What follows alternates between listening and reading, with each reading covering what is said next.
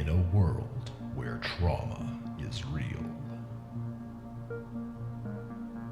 where people seek out distraction from their internal lives and relationships with others, and where no one is taught healthy self-care, help was needed.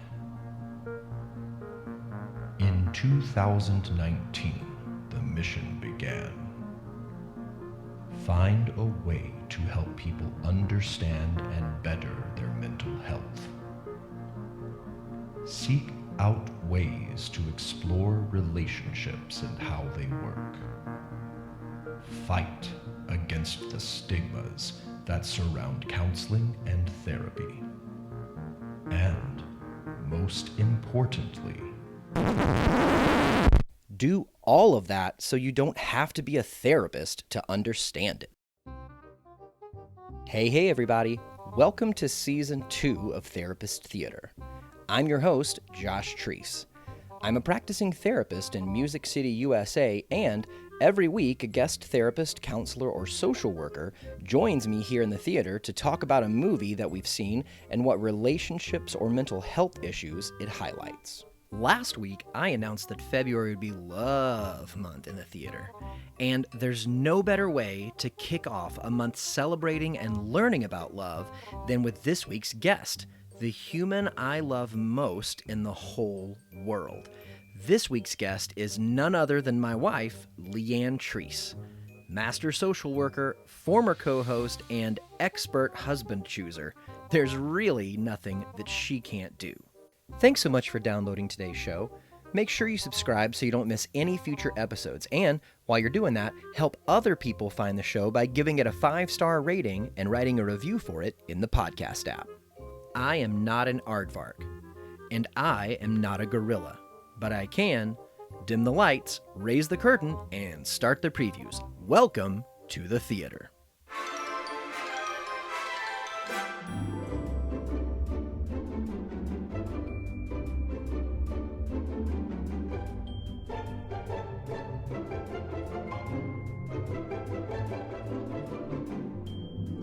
Hi, my love.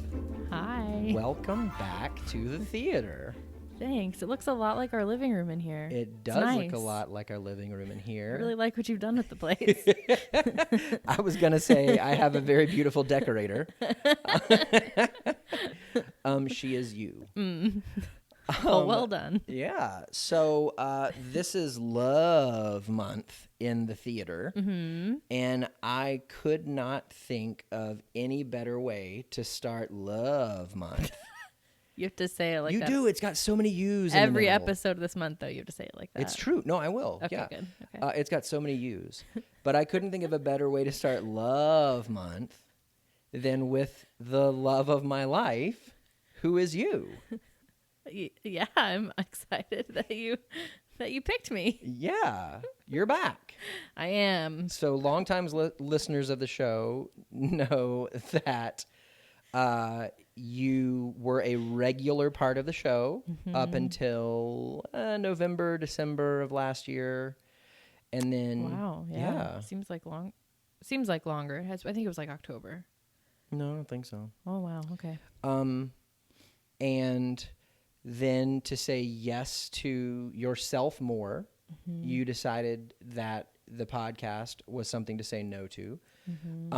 And I remember in that initial conversation we were talking about it, you said, gosh, are you okay with that? You know, do you have feelings? Is that all right? And I said, as the president of your fan club and as your husband, I will always advocate for you to do what's right for you. And also anything that you choose to do that helps you be more you, ultimately I benefit from. So I can't, while like, of course, we miss you on the show, I get to, enjoy my wife because she's, adding in a few extra things that she wants to say yes to. Yeah. Which is a wonderful thing. Yeah. So, as with any other guest, and really since, I don't think we've done this since the intro episode. Oh, yeah. Yeah, which this is episode 205. So, like, 55, Wow. really. Why don't you? So you're a social worker. Correct. Yeah. True. But social work, therapist or counselor is pretty straightforward. Social work isn't necessarily everyone who is a social worker, quote unquote, does the same thing. So could you share a little bit about what it is that you do as a social worker? Yeah. So I am actually kind of a mixture. Case management is what I've been doing for the last several years. And just recently, like with my new role, I still have just a little tiny bit of case management. Like I have a tiny caseload. But I also, I'm now the director of my team. So I get to like supervise other social workers and other case managers. So case management would be a short answer, but what I specifically do now is like a mixture of managing a caseload, but also getting to practice supervision and look at things a little bit more big picture, like look at trends in, issues that are coming up with our caseloads and things like that. Like, so I get to do a cool mixture of things. Could you talk a little bit about what case management is? Yes. I don't really. The best way that I can describe it, I guess, is if you were to walk into an office and have a variety of needs, a case manager might be a person who helps you set goals in terms of like what's most realistic and what you want to do. And then depending on, I mean, the case management is such a broad term on purpose because it depends on what agency you're in. So we have an even weirder brand of case management where our client, quote unquote, is a relationship between a mentor and a mentee and then the parent of the mentee. So in this case, what it looks like is this match gets put together and then a case manager, quote unquote, in our agency, we call it something different, but our job is to be able to be like the third or / fourth party in that match and support people. Like, and the beautiful thing about case management, and the agency that I worked in before this, we had a super open-ended, it was truly whatever the person needed that came in. In this job, in this agency that I'm in now, we look at like the relationship. So we look at the child's goals, and what those are, academic, social support, things like that. And then also how the relationship is developing. And those are kind of our target areas. And so then we do referrals to outside agencies.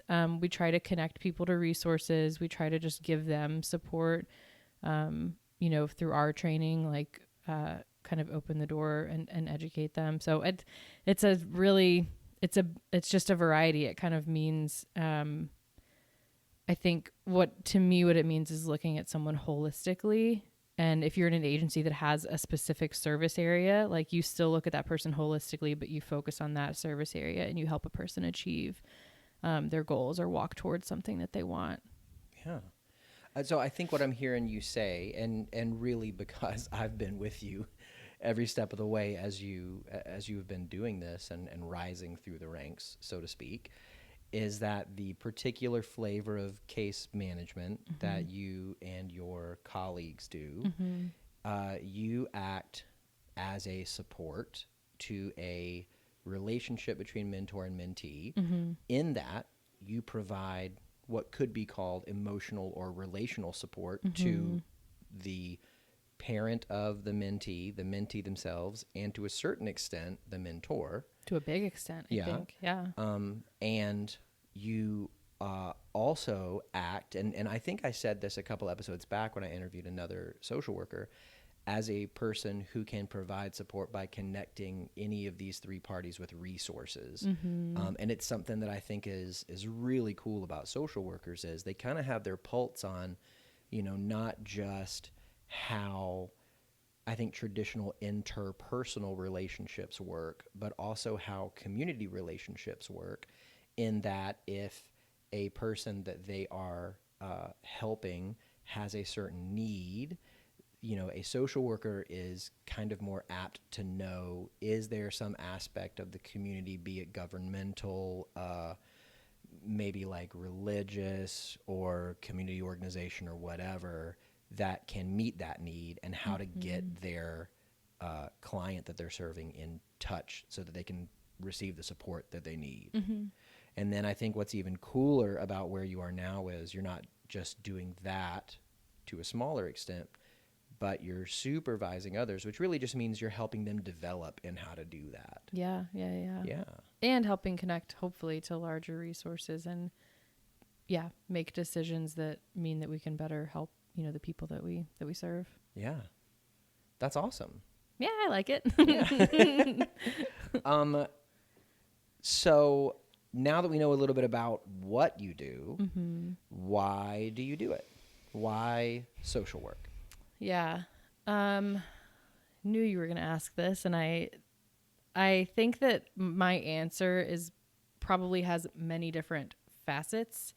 And hopefully as I'm on future episodes, I'll maybe get into more of them, but I think today I'm just going to kind of tell how I got into it and like why I chose it. I was an education major, an early childhood education major. And I got pretty far along. Like I got into a practicum and then, and I think I was in the next, you have like several stages of practicum, but, one of our classes was called Schools and Communities. And we read this book called The Shame of the Nation by Jonathan Kozol. And that class in general was looking at education in a systemic way. So it looked at like the disparities between schools in different neighborhoods and things like that. And Shame of the Nation was focused on that, like the education system and particularly the disparities between, schools that were in the same city, but in a different, just geographically different. And then in different, and I of course, now it's been years. And so I don't remember all the breakdowns, but it was the first time that I really understood and got a good, it's the first time that it sunk in. And I think this isn't a word for word quote, but I'm going to summarize a quote. That really changed my life in that book, which is that a child can be born in this zip code. And basically the government says this child is going to get, we're going to do, making up a number, $1,000 per kid at this school. So when a kid is born in that zip code or in that school area, the government says, okay, you get $1,000 of resources towards your school. A mile down the road, a kid could be born in another area and get assigned $10,000. And that's the difference. Like that's the difference in so many outcomes of their life. That's the difference in the type of teachers that they get. It's the difference in it just makes such a, think about the quality of education that you get as a child and how impactful that can be. Like, do you have a person at your school who believes in you, or do you have a person at your school who's trying to manage a classroom with 35, 40 kids who are, who can't pay attention to a single student. So all of that to say that book really kind of rocked my worldview on what systemic inequality really was and how it started. And I remember having a discussion in that class about, so what do we do? Like we had all these discussions about the problems and the problems and the problems. And the teacher said, okay, so what do we do? And even with like the books that we had read and the discussions and the lectures that he had given, our answer, we kept landing on, we just burn the whole thing down. Like, and then he would say, okay, great. We burn the whole thing down. Then what? So it was the first time I understood the complexities, I think, that go into, systems and how it impacts a single person. So all of that to say, it was around that time when I was really feeling not fulfilled by education and really thinking like, can I see myself in the kind of life where I go into school at 6 a.m. every day and then, leave it? Can I see myself living that kind of life? And the answer was no. Like it just didn't fit me as much as I thought that it would. It didn't feel right. And so I've Googled what are majors close enough to education that I could graduate the quickest, basically. Like I forgot what I Googled, but it really was like, what can I graduate quickest with that's close to education? Which, what year were you? I think I was what's the third year? A junior. Okay. Yeah. So you were, I think. I mean, 3/4 of the way through, you were nearing the finish line, and you had a epiphany that this may not be the direction I want to go. Really, I guess epiphany is not the right word, but enlightenment, because you were kind of clued into, the education system is a system that functions in such a way that not everybody gets a fair shot. Yes. And I think it was that, but on top of a dissatisfaction that I felt in what I was doing. Like I don't know how to describe it other than something wasn't clicking. And at the time, those two things were not related. The education not clicking and the realization about the school system. At the time, those two things were not connected in my head. Yeah. But I came across a map. I got to find it on Google and you can link to it, because anybody in college, it was very helpful. It was like a bubble map, and it had education, and it had all the different majors at different, kind of branched off. And it had this whole, connected web of things. And I saw social work, and I had never really heard of social work. And so I just clicked on it and read more, and it just seemed like, oh, this is me. Like, it fit me. It talked about how social work looks at people in their environment, and it looks at how they're affected by systems, and how, it doesn't just look at this one person and this one problem. It looks at the one problem that this person has and everything that might be impacting them. And it is empathy, and it's connecting with people, and it's, trying to help them in whatever way they need, not necessarily in just, I'm going to be a teacher and I'm going to sit down and give you this book or give you this assignment, and that's the only way I can help.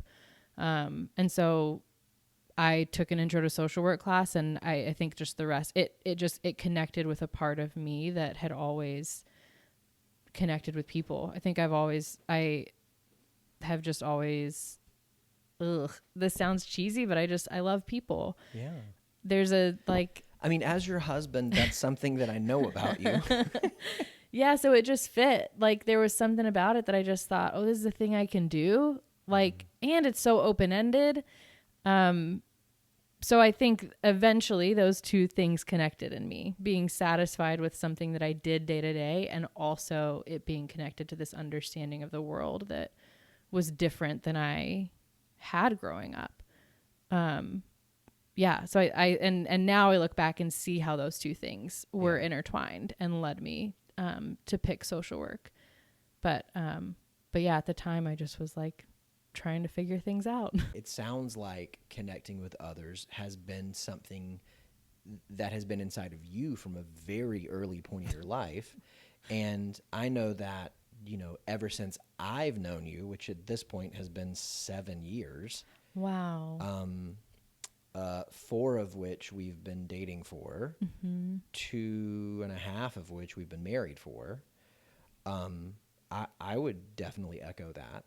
I mean, connecting with others is such a foundational part of you. And so it seems like to encounter a career where you get to A, do that for a living, but B, not only that, but connect people with each other and with systems or services that can benefit them and their life, which ultimately will help them connect better with themselves. Just seems like it's something that would be tailor-made for you. Yeah, that's how it felt. Yeah. That's incredible. And that's evolved a lot, and I've learned a lot more about why I was attracted to it and things like that since, but I think those are all, eventually we'll do episodes that might cover all of them, but that's, I think that's the facet of like, how did I find it? Why did I pick it? I wrote down like 1 or 2 things just as you were kind of talking about the book that you read and how it, Shame of the Nation, and how it kind of connected with something in you. You mentioned how one kid, may be given $1,000 of resources versus another a mile away 10,000, and how, that is really something that is foundational to shaping their life. And as you were saying it, I was thinking about myself in first grade and myself right now, I can look back and see I went to a really nice elementary school, and it was close to my home, but it was nice. And I mean, because it was so long ago, I think it would have been a good school. I couldn't evaluate that right now because I don't remember enough, but I can from right now look back and say as a first grader, I didn't know the difference. Right. And so these kids that are getting, some being given few resources, some many, they don't know the difference. And so it's not as if they could advocate for themselves and say, this is fair, this is not fair. Right. Well, and they're also kids. Like Yeah. one of the points, I don't know if it was in that book, but in that book, there was an interview that he did with some kids in a school in New York. I'm making it up and saying it was in the Bronx, but that could be wrong. It was somewhere in New York. And he asked one of the girls,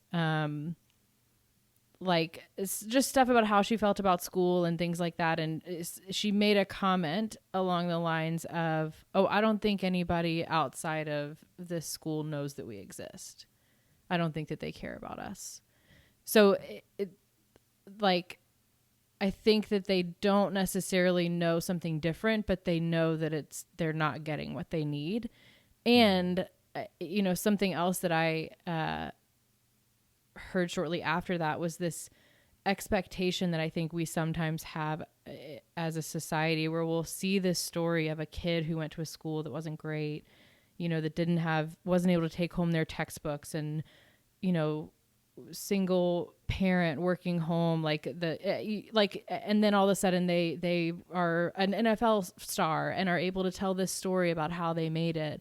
And this idea that we expect kids who are not given resources that they need to survive, much less to thrive, to be superheroes. And if they're not, then something's wrong. Like if you didn't lift yourself out of, terrible circumstances, then that you didn't do enough.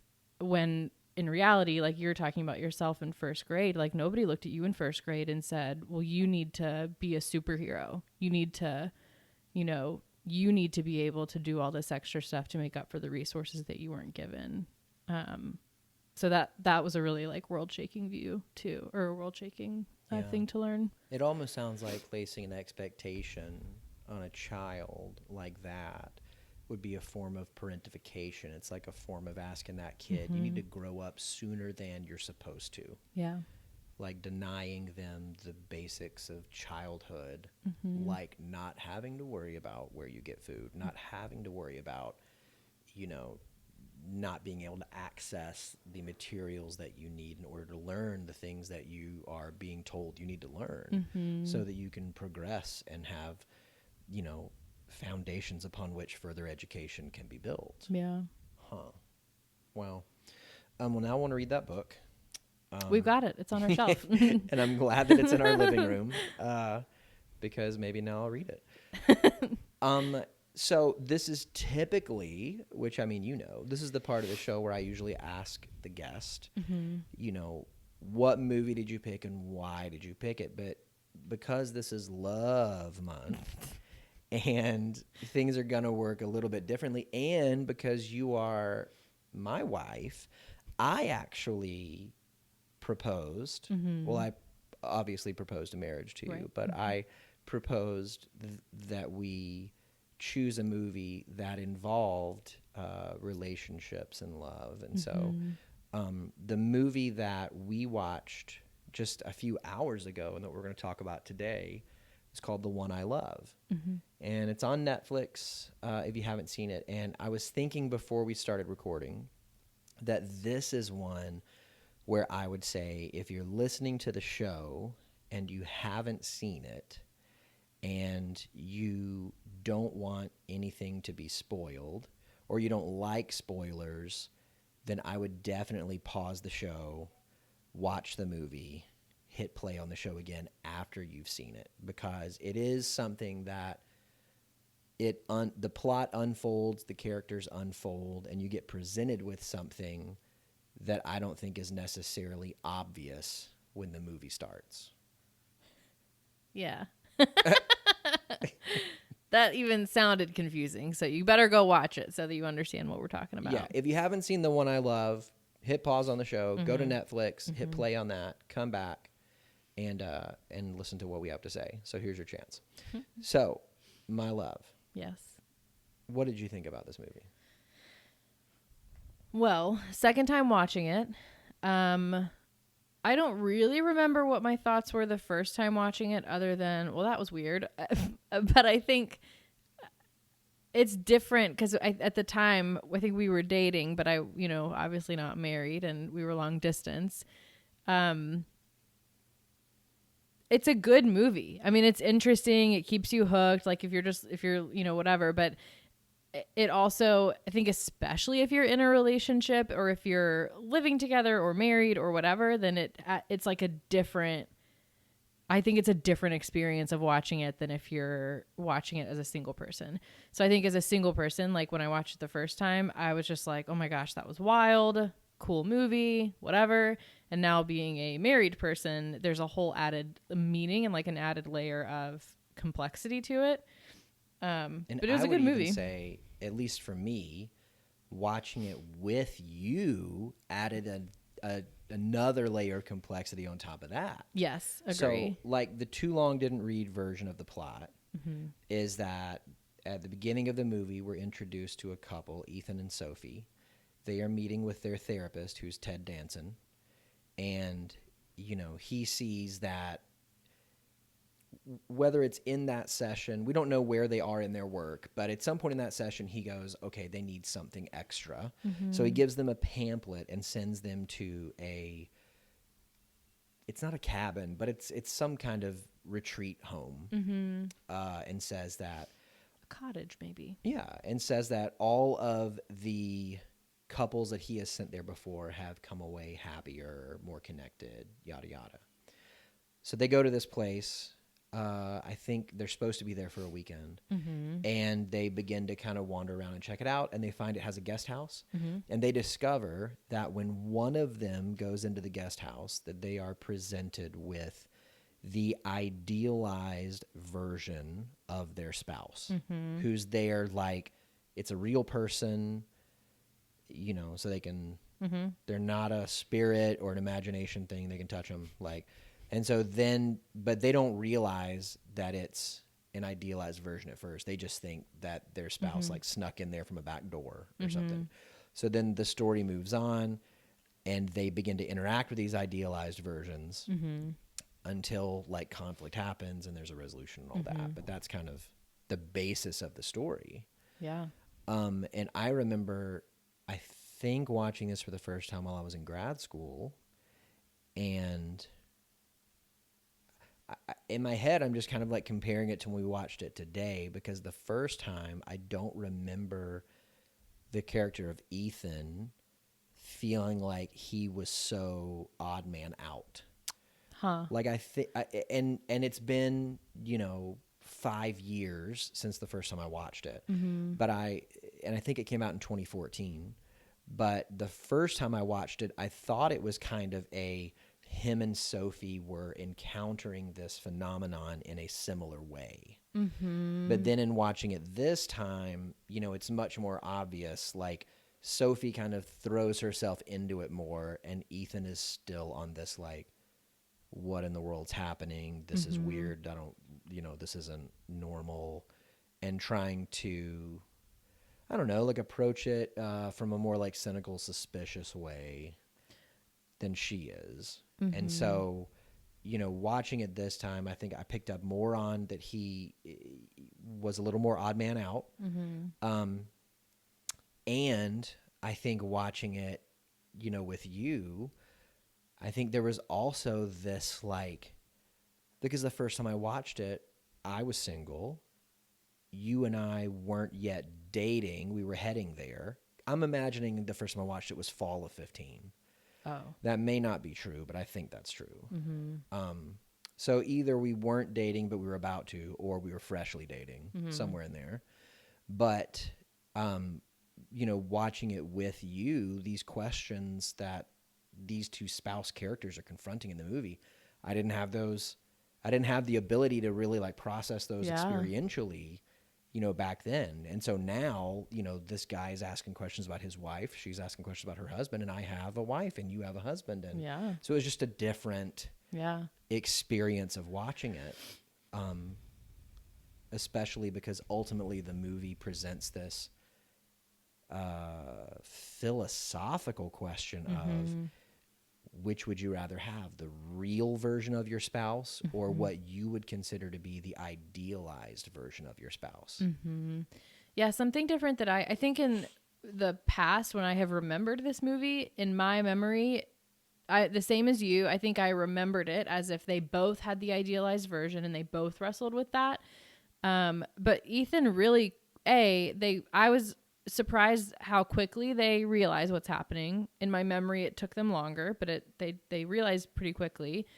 And then Ethan, the whole time, like, he realizes almost right away that something's wrong and that it's not his wife.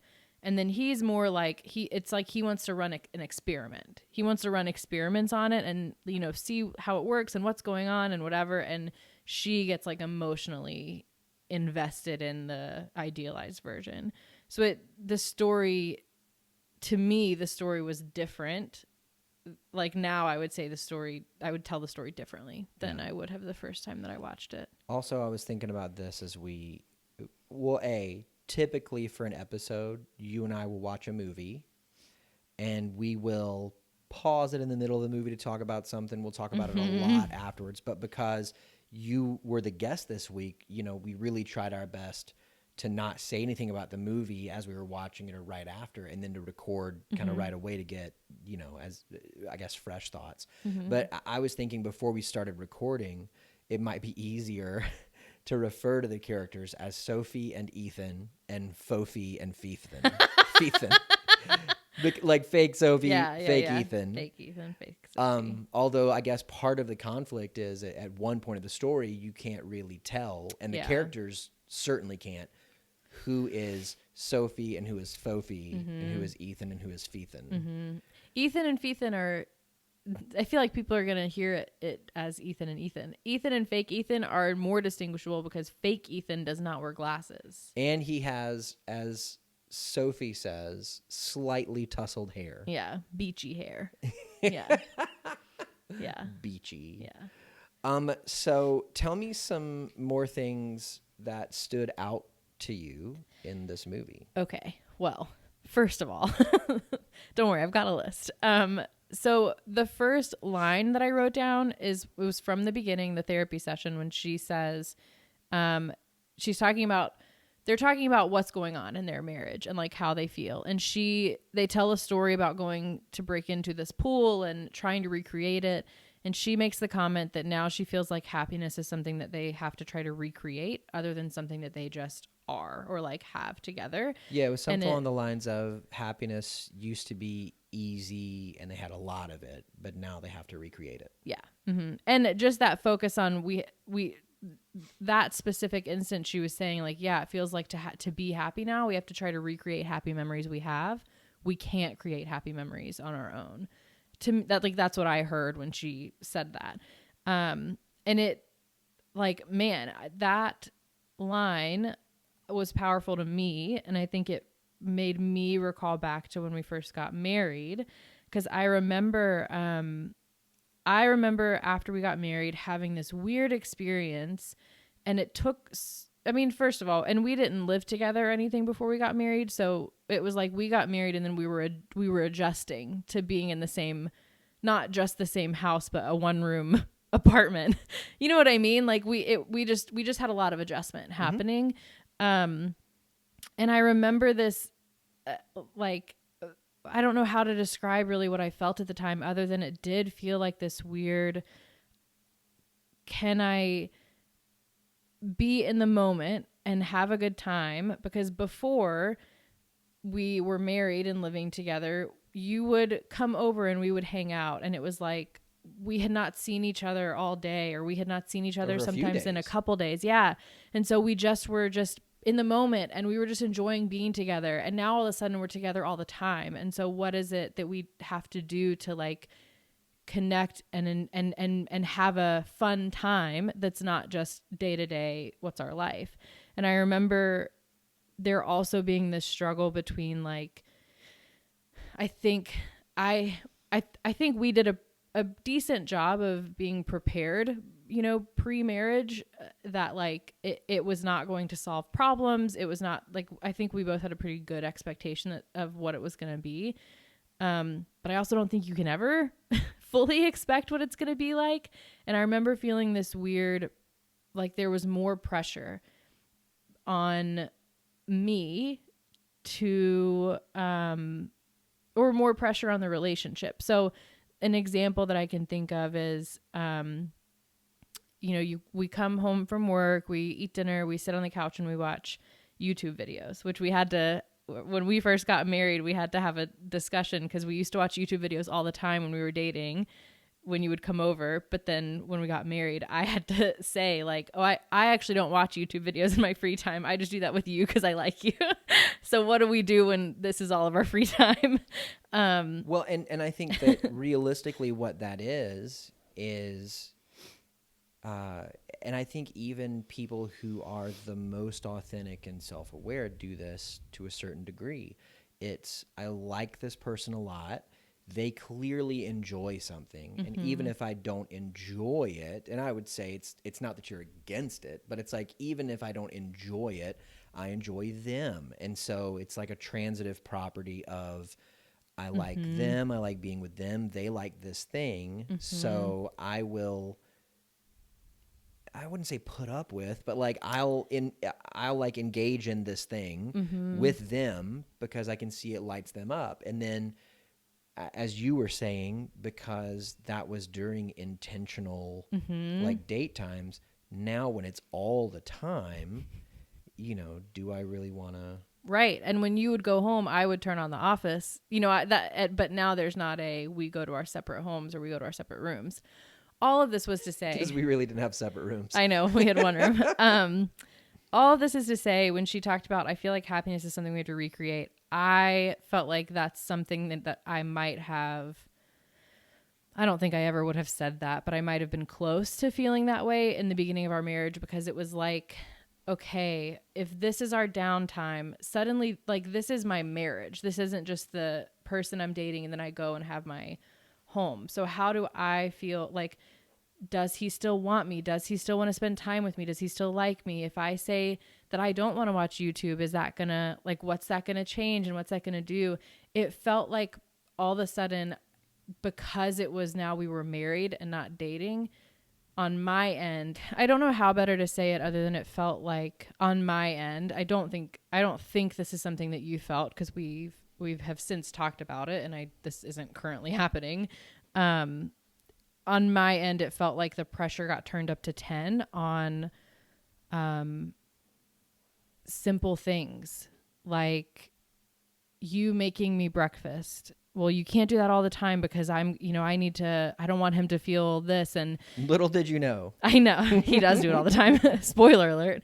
But I just remember in that time period, in that adjustment, in suddenly when you come home and you go straight to the closet to change clothes and you don't say a certain word or you don't ask me how my day is, suddenly that means more because we're married. And if you do that every day, then that means that our marriage is going to be this, rather than just like living in the moment and being present and being able to clock like, hey, what do you need in this moment? And what do I need in this moment? And express that. And so on my end, for a little while after we got married, I had a lot of trouble being present.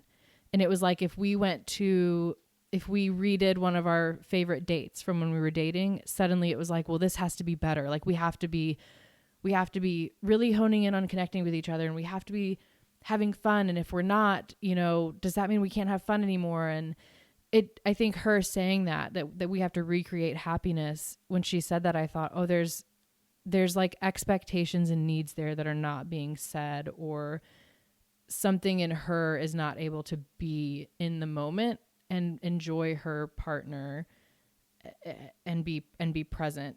What's happened? There's like unsaid stuff. Yeah. I think I see what you're saying. I think I interpreted it just a little bit differently, but before I go into that, I want to back up just a bit to kind of what you were saying about some of the things that you were processing through when we first got married. Mm-hmm. It sounds like what you were saying is that, you know, maybe some of the dates or practices that we had when we were dating in the marriage context, the stakes felt higher Yeah. because the relationship is now supposed to be this Mm-hmm. totally different, supposed to be Mm-hmm. this totally different thing, which really it's not. It's, Right. you know, I remember us even saying either like on the plane to our honeymoon or in the honeymoon somewhere, you know, one day just kind of coming aware to like, hey, does it feel Mm-hmm. different? And it didn't really feel different. Mm-hmm. You know, I think a lot of those differences are things that we discovered as we progressed. Mm-hmm. But I think, you know, being married versus dating and having some of the same practices and some of the same tasks or whatever it is, you began to kind of pull those things out and examine them and really determine, is this something that I was doing because of me in the Yeah. dating relationship, or is this something that I was doing because that transitive property? Because, and I want to be really careful to say that because I don't think there was anything in our dating relationship that you did that was like fake, I guess. Yes. To be the most kind of like colloquial. I always have trouble with that word. But like, I think just examine, like the YouTube thing. Yes. Like, hey, we would watch YouTube videos, but do I want to watch YouTube videos, or did I do it Yeah. because I really like Josh? And I got an hour with you. You know what I mean? Between the stuff you had going on. So at the time it made sense. Like, we're going to do this together because this is what, Yeah. this is my time with him. Yeah, time when we were dating in person once you moved to Nashville was really scarce. Yeah. Because like I was going to school full time, I was working part time, quote unquote, because even my part time role was over 30 hours. Right. And then, you know, the year after you got here, I transitioned into practicum and internship, which is a third thing added on top of those first two things. And like, Right. we just really had to like constantly be looking at a calendar going, where can we get time in? And then there were even times where we had figured that and decided that, where I had to be like, I'm so sorry. Like I've got this test or project or paper or whatever else. And I gotta go do that.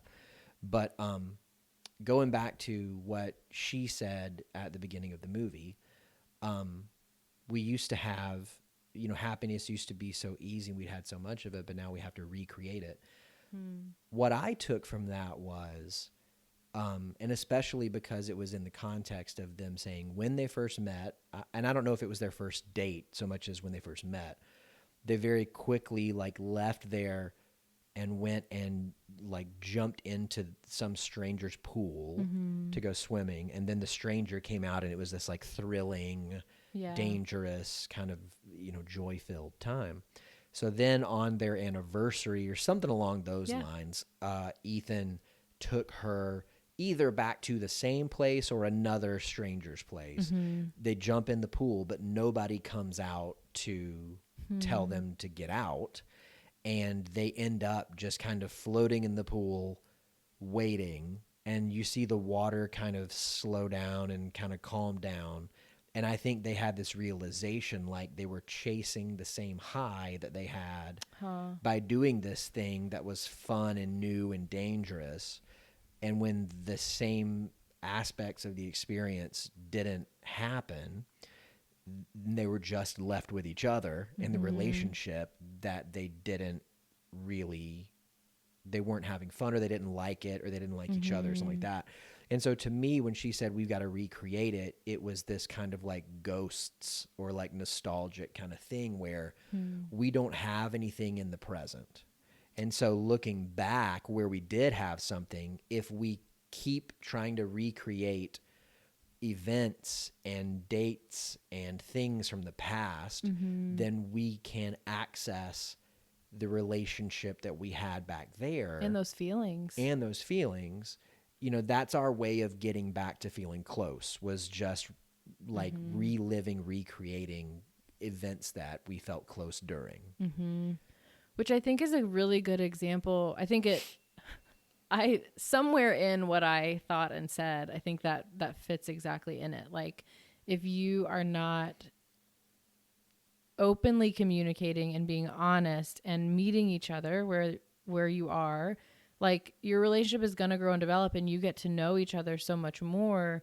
So doing something that you did when you first met or when you first were dating, it's okay if the experience itself isn't the same high that it was when you were dating. If watching YouTube with you doesn't make me as happy as it did when we were dating, that's not because there's something wrong with us, or there's even something that's or because it's the wrong video or something. Yeah. And it's not that there's something unfixable about the relationship. It just means that we have to say, oh, this is here's a way that I'm realizing, when we did this when we were dating, here's what was really going on with me, and here's why I enjoyed it so much. And if the why is different, so the why at the time being, I get such little time with you, and I love every second that I spend with you, and it doesn't matter what we do. I'm just with you. But now we have a lot of seconds to spend together. And so it's not that it matters what we do, but it's just different. And so then we had to evolve, like we had to sort of evolve together. And I feel like that they maybe weren't communicating or weren't evolving together. So you're right. Like, they were trying to go back and access that stuff by the experience rather than the relationship. And I think that, and I've heard many people say this before, in a relationship, there's always three parties. There's, partner one, there's partner two, and there's the actual relationship. And you and I have conceptualized that by saying, there's your stuff, there's my stuff, and there's our stuff. And, the relationship could have been them sneaking off and jumping in that pool. As individuals, maybe they had continued to grow and develop and change. But if the communication broke down, or really in this case, they also mention it in super passing in that therapy session. But, Ethan bears mention to something like what I did, and you find out later that he had cheated on Sophie. Right. So it's not even just that they grew apart, but it's that they grew apart and he made a decision and cheated on her. And so that had created an attachment wound that, I mean, at least in that therapy session, it doesn't seem like they're still addressing, but, ultimately they're trying to move forward by healing the relationship. So they're only trying to access the relationship stuff. It doesn't seem like they're trying to access his stuff or her stuff, just the relationship stuff on their own, at least. Yeah. Maybe not with the therapy. Yeah. Which, P.S., brings me to a next thing, if you're ready to go to next thing. That's a great segue, yeah. Thank you. Have you done a podcast before? A couple times. So in that therapy session, this is my last thing from the therapy session. Also, I don't have every line. I don't have thoughts about every single line of the movie, I promise.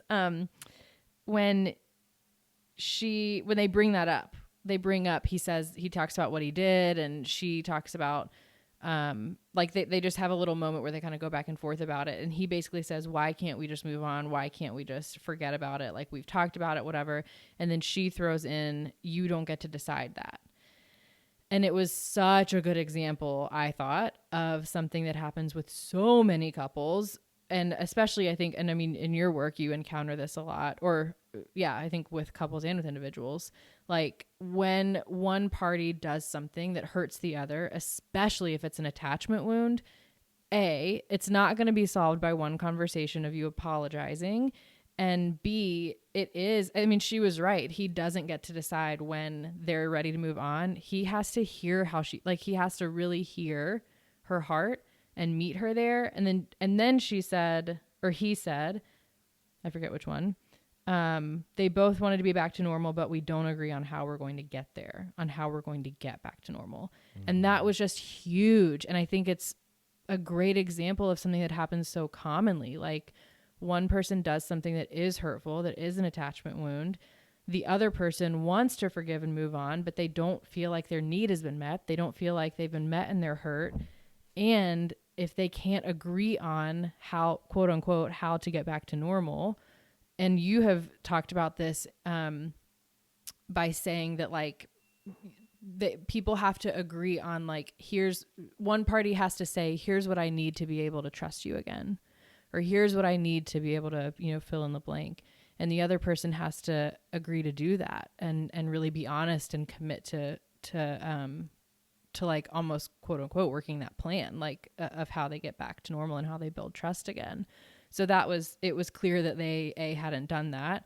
And it seemed like to me in that moment that he couldn't understand why she wasn't moving on because he had owned up. And like, it's easy to see on the outside, oh, you have to listen to her. Like, you have to hear her feelings. You have to meet her there. And she has to be able to express what she needs to build trust again. But like, neither one of them were doing those things.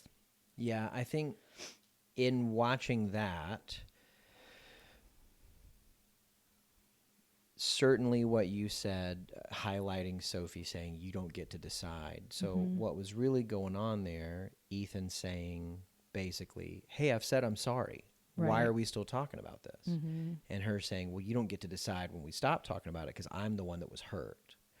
And I think Ethan's desire to move on quickly is, or maybe not quickly because we don't know where in the process this was, but like it's emblematic of, I don't want to feel the shame that I feel from cheating anymore. Can't we just say that we've acknowledged it and keep moving forward?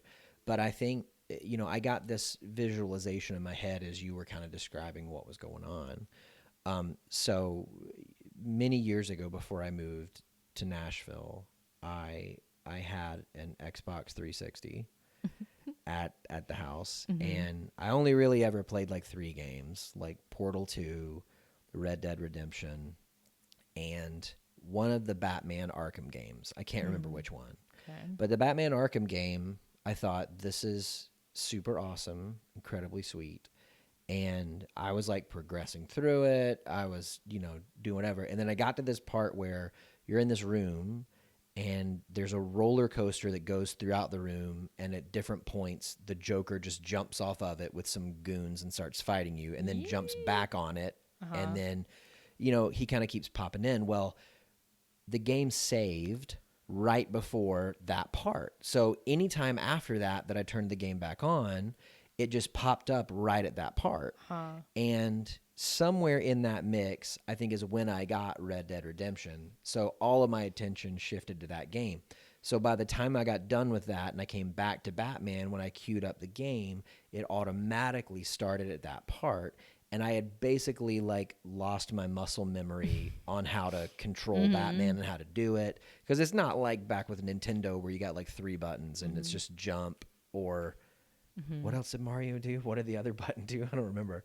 I think just jump. But it was more complex. And so basically I never progressed past that part of the game because I couldn't get my mojo back. And I didn't want to start the whole game over. Right. And so it seems like the principle that maybe Ethan was operating on was like a checkpoint principle where like, I've said I'm sorry. So the wound should be healed and I don't ever want to go backwards to access that stuff again. Yeah. But what I think is important to remember in relationships is that they're dynamic and that they don't just go forward. And so anytime that, you know, maybe a common hurt or maybe even, you know, something as big as an attachment wound, like a harm has happened, in the process of dealing with and grieving that, it may not be that the offender realizes what happens. The offendee realizes that they've been hurt. The offender says sorry. The offendee says forgiven. And then you never talk about it again. Right. It could take lots of time for either one of those people to realize that. Could take even more time for one person to say sorry. But then even past the sorry, there could be triggers that cause that hurt to come back. And I think it seems like what Ethan was doing was basically saying, hey, what's going on? I've already said I'm sorry. Why are you still hurting? And I think what she said is true. You don't get to decide when I stop hurting. I think what was lacking in that scenario, though, was just like, I would call it, I guess, humility, which I think is a part of healthy shame, of him realizing, oh man, part of the process is there's going to be times where that hurt comes back. And in like a healthy, I guess, functioning relationship, it's not that in those times he needs to go all the way back to the place of just groveling and in total shame and saying, I'm sorry a million times. He may just need to allow the space for her to articulate those feelings and maybe even say, I'm sorry again, because like, you're never going to not be sorry for doing that. Totally. But it's not necessarily the same, but by providing that space and continuing to revisit, I did something wrong. I'm so sorry that I made that choice. What actually ends up happening is you build and create a safe space for the attachment and the connection to reseal and to heal. Yeah. Yeah. And it's making me think, I mean, you and I have certainly had, conflicts, I don't know, wounds, conflicts, things that take more than just the saying sorry. And I think something that was also missing in this was her being able to identify what was going on in her and what she needed. Like at some point later, you see her ask the fake Ethan, why did you do that? Ethan, yeah. And when she did that, I was like, she has needed to know. She has needed to ask that. And that's something that it doesn't seem like, at least from what we see, it doesn't seem like she's been exploring that part in herself. Like, you always talk about how you've said it about something specific, but I think, hurts and things like that don't happen in a vacuum in a relationship. And that certainly doesn't mean that it was her fault or whatever, but it doesn't seem like there's been any exploration of the why, like why it happened. And you talking about how there are going to be things that, trigger a person and bring up new feelings. That person has to be willing to explore, like, what did this bring up something new about this hurt? Did this bring up an aspect that like another reason that hurt me that I had not said before? And it's just like, it's certainly not on the person who's been hurt. It's not their responsibility to fix anything, but you can't really have healing unless you can express what is hurting. Like what, I can't get what I need unless I can tell you what I need and ask for it. Right. And then you have the chance then. I can't go to the doctor and say, just make it better and not tell them anything about where I'm hurting or what's going on. I have to be able to say like, no, this is where it hurts and this is why. And then I think what you're saying is right. And I think that's something I'm really thankful for in our relationship, that we have had wounds and hurts and we've both hurt each other, but we've had opportunities to create safe spaces for one another and to go back and say like, I did that wrong and let's try it again. Well, and I kind of wonder, you mentioned that she said to Ethan, why did you do that? I kind of wonder, and that wasn't too far into her meeting him, but were there certain things that he did in that short amount of time that made her feel safe enough to where she could ask that question? Versus, with Ethan, and I kind of used that comparison to the Batman game. Every time I queued up the game, I couldn't go back. I started at the same place every time, and so because of that, there was never a chance to re-access those things that helped me learn how to progress farther in the game. So like, because, Ethan, hey, why are we still talking about this? I've already said I'm sorry. Like, I don't want to go back. Whereas Ethan created a relationship, a space where it was okay if she went back, if she said, hey, why did you do that? Transition point or not transition. What did you say earlier? Segue. Yeah. One of the first things that happens when she goes into the guest house and sees fake Ethan is he says, hey, I've been thinking, you were right. We should try more new things. It makes me excited about us again. And that's one of the first interactions that she has with fake Ethan. So I think that that's one of the things that made her feel like, oh, I can say what I feel and think, and he's not going to push back. And when that happened, I wrote down, she felt validated and like, I don't know, validated is the only word I can think of, but there's probably more. Like there's something about him saying Affirmed? yeah. And I bet that that's something that has been missing. Like from that scene, my guess is that that's something they've had conversations about. Hey, we should try something new. We should do this. And that maybe he hasn't said anything back or hasn't, agreed with her. So just him saying like, yeah, you're right. Like that'd be really good for our relationship. It seemed like that did something in her. It's like it poured water on a flower that immediately burst up and bloomed a little bit, because that is a beautiful metaphor, simile that you just said. Also, there was a part of me that wanted to make a joke about what, you were just kind of highlighting. He started by saying, "You're right." Mm-hmm. Husband, wife, sitcom, kind of like, oh, the wife's always right. Mm-hmm. That's not what did it. It's not just a simple acquiescing to something she had said before. I think like what you're saying, it was almost like it was an unsaid need. She felt heard.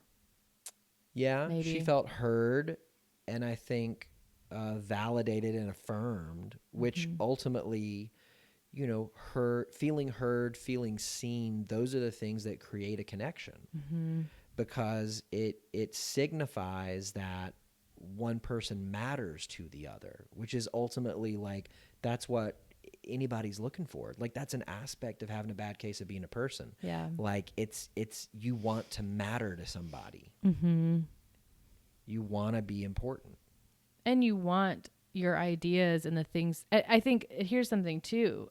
Who knows how she has said it in the past, the whole like we should try new things.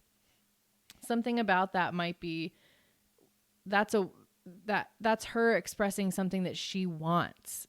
When she says I want to try new things, or we should try new things, she might be saying, oh, it's because of this, it's because of this, it's because of this. But I think in a lot of relationships, that's something that a person desires. And like, if I say, hey, I want to go hiking more, or I think we should go hiking more, that's because I want to do that. That's because it would make my heart happy. And so by him saying, hey, we should try new things, you're like, it's not just saying you're right. It's saying, oh, I see that that's something that you want. Yeah. And I care about you enough to try it. Yeah. And I think to a certain degree, it's also, it started with, her first line of, we're having to access these old memories to access the old happiness. What she's basically saying is, I want to create new memories and new happiness. And if all we have to go on is, this file folder of these, I'm going to make up a number, 45 memories, right, 45 dates that we had or whatever, we're going to run out. Like that's going to run dry. And so I want to create new shared bonding experiences to reestablish our connection. And so when Feethan, just kind of starts by, just basically like getting right in there and saying, hey, remember that idea you had about, right, she's like, oh yeah, I remember that. That sounds great. Yeah. Did you have another segue? Well, I do actually have one in mind. Yeah. Right beautifully into the next thing. So I want to just provide the room to let that keep happening. Yeah. So, those are all things that she does and says, and that I feel like I saw and we saw happen in her, that made me empathize with her and kind of not be on her side, but just understand like what was happening. You got her context. Yeah. But she didn't do everything right. There was a couple things that, like, especially as they started understanding what was happening and she was spending more time in the guest house. And we did talk about this in the middle of the movie, but there's an interaction that they have where he's like, oh, does he look different than me? Like, what is it that's different? And she at first says, no, he looks the same. And then she says, well, no, he doesn't wear glasses and his hair's a little tousled. Tousled. Tousled. Yeah. Tousled is a word. Tasseled, right? is when you put tassels on things. No, but tousled is Touseled. No, you're thinking towels, and that's if you hang a towel on a person in order for it to dry. Tousled is a word. Somebody look it up. I don't think it is. Um, anyways, and then they have the thing where, they kind of mess up his hair, and then he's like, oh, so that version of me is a surfer with perfect vision. Ha ha ha. And he puts his glasses back on. Which he thinks that they're just joking. Joking, and yeah. She is emotionally involved already, because as soon as he puts his glasses back on, right before the scene ends, she says, but have you ever tried contacts? And that is the instant that for me, it was like, oh no, she is in with this other guy and it is not him. And these are things that she has not either expressed to him that she wants, like, and I don't know if this is even fair to say to somebody, like, I would like it if you didn't wear your glasses more. That seems kind of gross, but whatever. I don't know. To me, that just didn't feel good. Yeah. It felt like a really, oh, you don't want him to be him. Well, I think I don't think she was emotionally in with Feethan yet. I think that because of that connection that Feethan established with her, she felt a connection, and she began to evaluate Feethan versus Ethan. Right. And I also think that there was a turning point in that conversation where at the beginning they were talking about the same thing. Yeah. And then at the end they weren't. At the beginning, Ethan, who had not yet gone into the guest house and spent time with Fofi for an extended period of time, right, was just kind of trying to collect data. Hey, what's it like? Yeah. Not yeah. being Feethan, but like the experience of going in, and then what's he like? He was trying to suss out, is he very different than me? Because I think he did have a seed of fear of like, oh man, am I going to get replaced? So then she basically, kind of narrows it down to two superficial things, which he asks, does he look like me? Right. He doesn't wear glasses and his hair is slightly, tousled. And so she takes his glasses off, she puts them on, then takes them off, and then she kind of tussles his hair but can't quite get it to where Feethan's is. Ethan at that point is really asking, am I still enough? And, then through the tussling of the hair and the glasses and stuff, it seems like he kind of settles back into knowing, if not, I'm enough, at least we're at the same place we were when we got here. So I haven't lost ground. And then when she says, have you ever thought about wearing contacts? You see this look in his face that's almost like his heart sinks. Oh, I didn't see that. That's so interesting. Oh, yeah. So I think that, if he wasn't going into that thinking, oh, no, I'm in trouble, I'm going to get replaced. Right. I think he came out of it thinking, oh, no, I'm in trouble, I might get replaced. Yeah, I agree. Yeah. Yeah. And I think now that I will say, I saw that and I thought, ugh, you don't want him to be him. Like I felt a little disgusted by her, like in that moment. But I thought a little more about it because there's a couple other things. Like she walks in and he's doing sit-ups. She walks in at one point and he's painting. And to me, that was really that was weird. And he makes a comment about how he was in there doing sit-ups or he was in there exercising or something like that. And I don't know. I had a moment of trying to understand where she's coming from, but I think it all just comes down to her having unmet needs and expectations.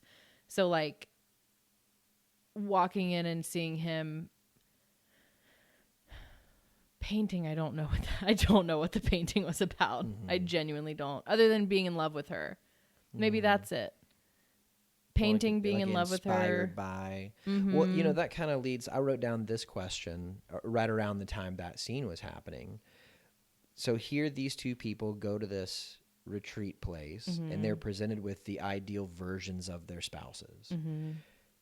In the context of the movie, because maybe not in real life, but does the ideal version of the spouse equal them not having free will or them always submitting to what the real spouse wants?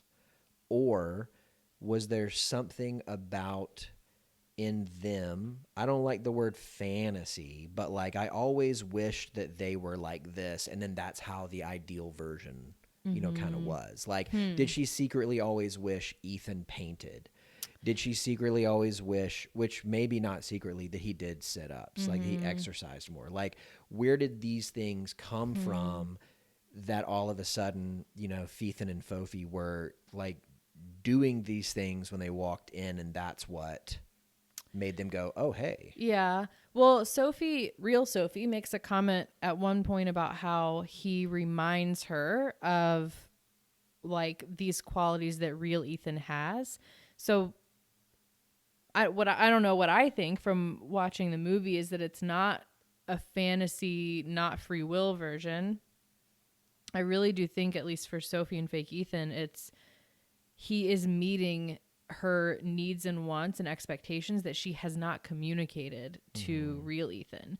So like the painting, she needs somebody to be inspired by her and to just love her so much that's, I think inspired is a great, even though she doesn't like the way the painting looks and says it makes her look severe. Right. And then he jokes about it with her, which to like, I see that. And I think so which that maybe is a fantasy version of somebody who wouldn't be hurt by that. Like I just spent hours on this painting, but then like the exercising, I could see that being an unmet, like maybe expectation or want, not for him to look a certain way, but for him to take steps to care for himself. Like I could see that being something that she could feel almost like cared for by him caring for himself. I think you and I talk about like even in me stopping the podcast, like you had a similar, like if I'm taking care of myself, then that's good for you. So there could be something there where I don't know. Well, I think something that both of us learned about being married is that I don't just love you by doing things for you. I can love you by taking care of myself in such a way that I'm around longer.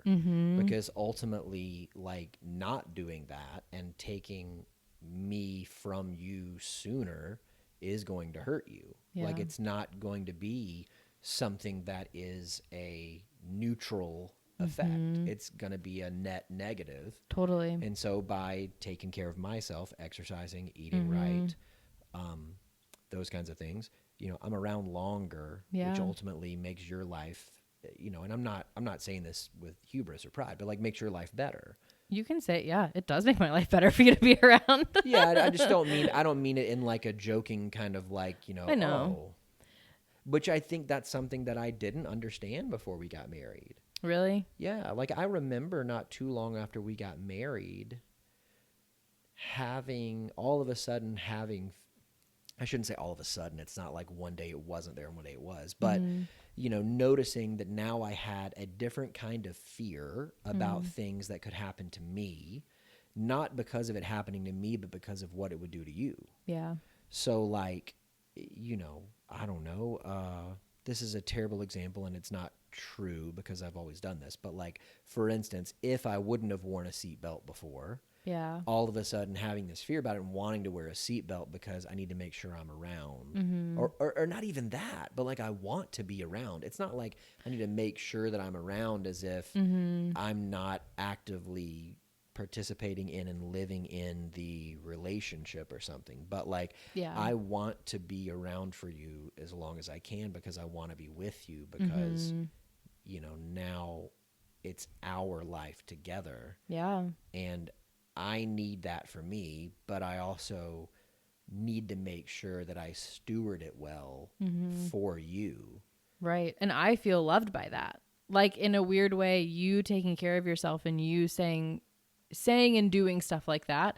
Like if when we were dating, you never wore your seatbelt and then one day you were like, no, I'm going to put my seatbelt on because I know it's important to you for me to be safe. I would feel heard and loved and cared for and lots of things. So that's what I mean I don't know if he was the ideal version, fantasy version, and he was working out because she wanted him to be fitter, or if she felt, I see him caring for himself, and that shows me that he cares for us in our life, and he wants to be here for me, and he wants to, you know what I mean? Yeah. And the painting, I really can't get anything other than maybe she just needed to know that he was in love with her and inspired by her. But also, I think there's It's a a pretty very big need. real, and I think it's okay and it's a healthy thing, kind of like need or desire to be adored.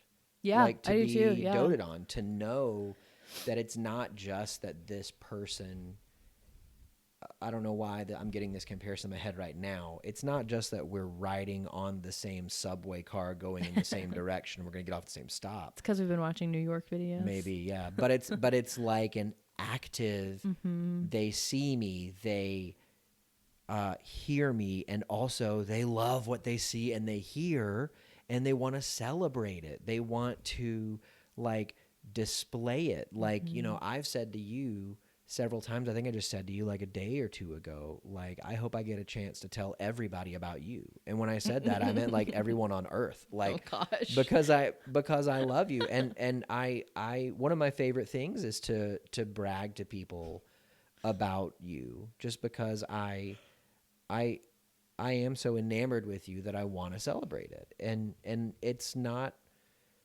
like I'm like an 8th grader and you're just the new person at school ever, because, we have been married for a little while now, but it's just because I like you and I love you so much.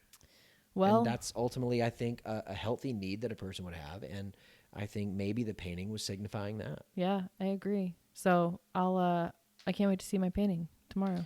Hey, we have gone to a paint and pour before.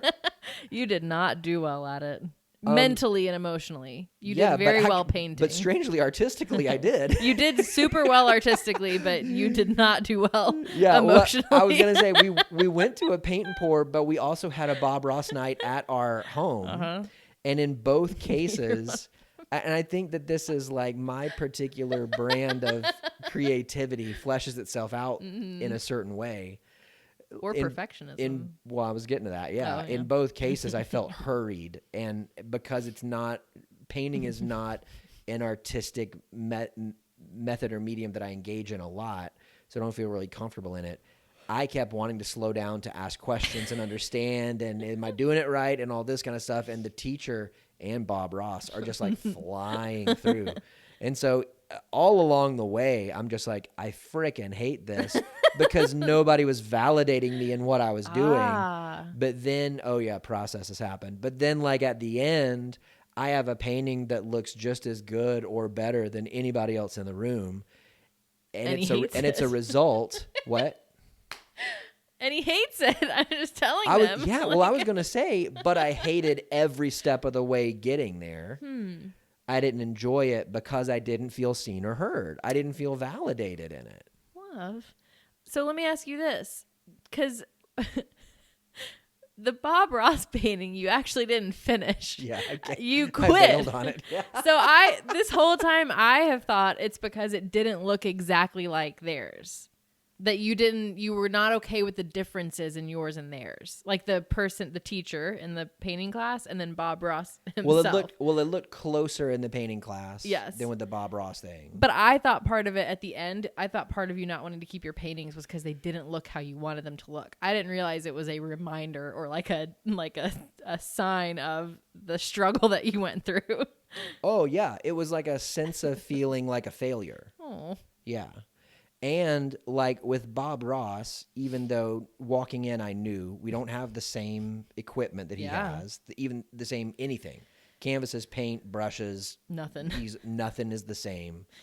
Even though I knew all of that, going through the process, because it's going so fast, and this is totally a personality thing. So I can't say this is a general truth for everybody, but like I didn't feel validated in the steps along the way.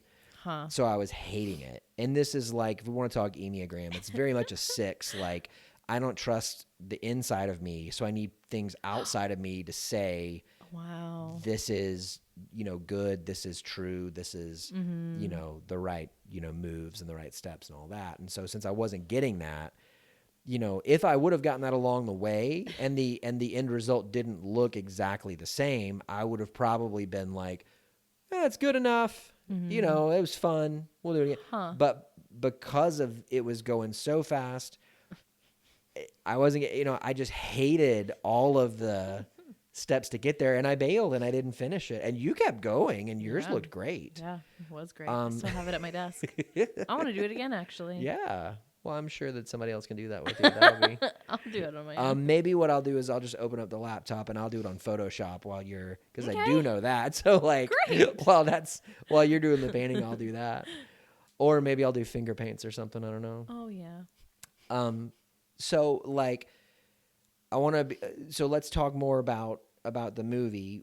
One kind of thing that I noticed as it was moving through was kind of the process of encountering Feethan and Fofi. So like what I wrote down was, they show up at the place and both of them are freaked out at first about encountering these two representations of themselves. So then they end up leaving the place and going to like a diner or a restaurant or something, and they're starting to talk about it. Mm-hmm. So then their first, I wouldn't say it's an idea, but the first thing they do is they try to deny to themselves that this has happened. And they try to pretend like it didn't happen. Like one of them literally says, let's just go home. Let's never talk about it again. And we'll just, pretend like it's never happened. Ethan. So then in that kind of process, the next stage is that they get to a place where they're kind of open to exploring what it maybe is. Mm-hmm. And then from there, they start laying down ground rules. Mm-hmm. Like one of them says, okay, so we'll just spend 15 minutes at a time. And that'll be it.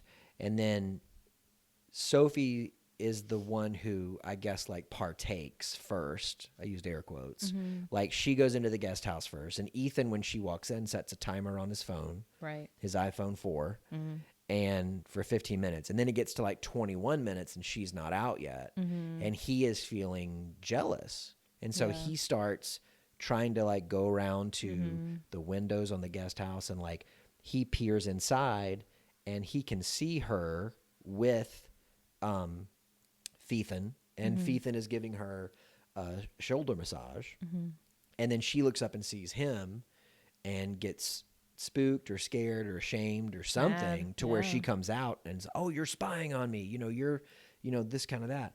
But like it has progressed from this like immediate rejection to an openness of exploring it, to I guess ground rules would be like trying to determine some way that it's safe, quote unquote, to explore it, to now all of a sudden Ethan's jealous.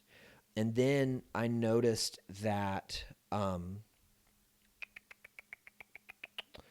of a sudden there's an alignment shift, because at the beginning of their time at the place, it's Ethan and Sophie aligned together, loosely, I guess, and Feethan and Fofi, although we don't really see that because we only see them one at a time. Yeah. And then because of Sophie's willingness to go in and engage with Feethan, she begins to develop a connection and an attachment.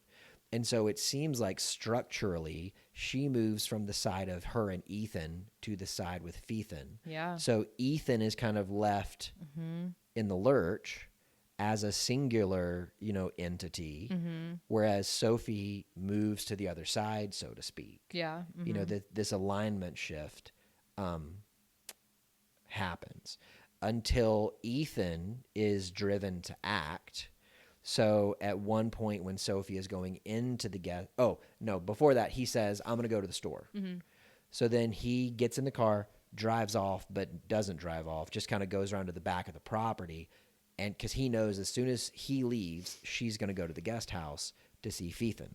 So he goes to the back of the property, and he sneaks into the guest house as she's going in, takes off his glasses, tussles his hair, sits on the dining room table, and pretends to be Feethan. Yeah. And that connection that she had felt with Feethan is assumed by him. Like, she acts as if it's, because she doesn't know, it's Feethan, and they actually end up having sex while she thinks that it's Feethan, and he's pretending to be Feethan. Right. So now, even though it's his real wife, he realizes she's got this connection with him now and not me, but he wants that connection. So he does a bamboozle to get it. Yeah. Which, by the way, A of all, she has already had sex with fake Ethan on their first night because that's when she thought it was real Ethan. Yeah. So there's that. B of all. And if you're scratching your head right now listening to this, another good reason to watch the movie. Yeah. We're doing our best to explain it. Yeah. But so their first night, she goes in, and this is when they don't know what's happening, and she thinks that Ethan, like real Ethan, just like came down to the guest house where she was. And so they have been having a good night. They have sex, whatever. So then they fast forward. They know what's going on. She's getting close to fake Ethan. And and this, like, I was frustrated at this part of the movie.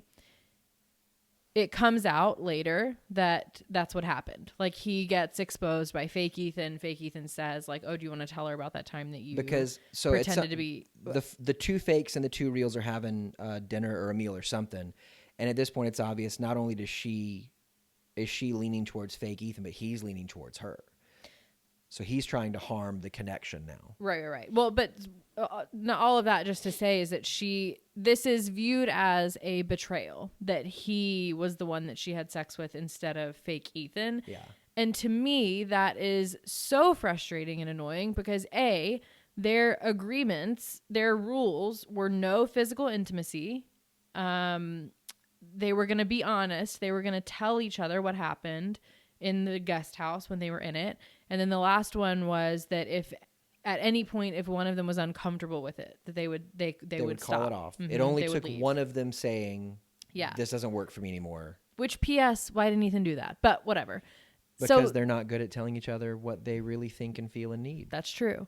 But I think it was just frustrating because, like, her going into the guest house and having sex with who she thought was fake Ethan would have been a violation of one of those rules, of a lot of those rules, because she also wasn't telling real Ethan, what was going on. To me, that was like a very, it was just a frustrating part for her to get mad when she's the one who is at this point having an affair, an emotional and physical affair. Well, I think that's an interesting way to phrase that too. So, we talked a little bit about alignment. Mm-hmm. So I think it's possible, and I've become acutely aware of this as you and I have watched movies for the podcast. And the first instance that I can remember really this becoming, overt was when we watched Instant Family for the episode with Summer Kerwin, which, was about a couple fostering 3 children who were Latinx children. Mm-hmm. They were a white couple, and at one point in the movie, the real mom is introduced, but because the main characters are this white couple, like, you're manipulated into cheering for the white couple to end up with the kids instead of the kid's real mom. Right. And so, kind of coming awake to this idea that the movie is steering your alignment to certain characters. Yeah. And so when we're introduced to these characters at the beginning of the movie, I think it's easy to align more with Sophie, especially after you find out that Ethan had cheated, and kind of be under this impression that Ethan is the offender, Sophie is the offended. Ethan is trying to make something up to her, really trying to, like, be the one to atone. That's the word I'm looking for. Sophie is the one who is needing to be atoned to. And then at this point, you're really presented with this kind of information that she is doing the thing that he did to hurt her. Right. The extra wrinkle, though, is that it's with, for all intents and purposes, him, an idealized version of him. Right. Which I think, though, and I think you're right, that is what makes it such a mind-bendy thing. But I do think at this point in the movie, there is a very clear distinction that is not him. Right.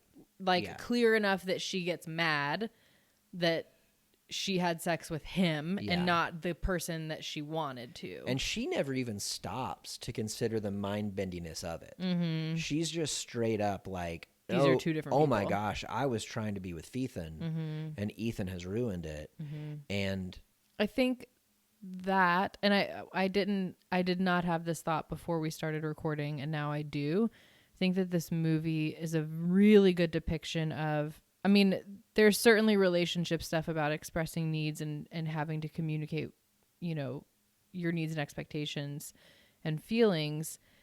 But it also is a good depiction of what I said a couple minutes ago, that nothing happens in a vacuum. Like Ethan's affair didn't happen in a vacuum. And, you know, it was not right of him, but there clearly was stuff in their relationship that needed to be addressed. And then you see, like, it just what you're talking about, you see this progression of Ethan's the offender, he did something wrong, and then all of a sudden you see the issues of the relationship, and then you see Sophie, you know, seeking outside whatever it is, validation, affirmation, all right, that stuff, yeah, to fill the gaps that are missing in their relationship. So that's a really interesting, like, I don't know, course of events, or almost like spectrum that happens, like starting at one point, understanding the issues, and then seeing her do the exact same thing that, you know, is where they started. I heard another therapist, it could have been my supervisor Alicia, use this kind of metaphor.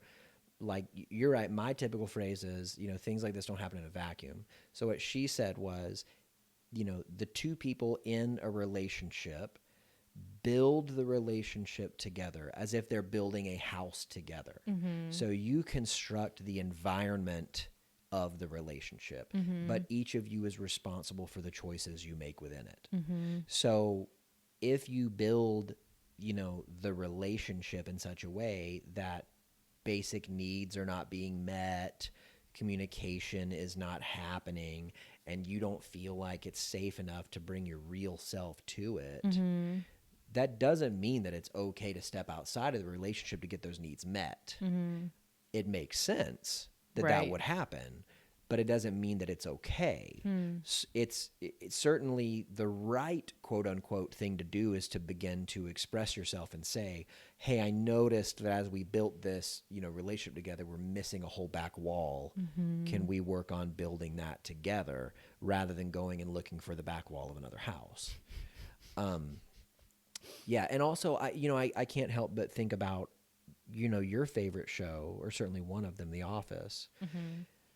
There's a plot thread in the last couple seasons of Jim beginning to transition out of a paper salesman role into a, I don't know what you'd call it, co-founder of an athletic marketing kind of firm. And so he begins to make certain moves that that affect Pam without necessarily checking in on, you know, or checking with Pam before he does them.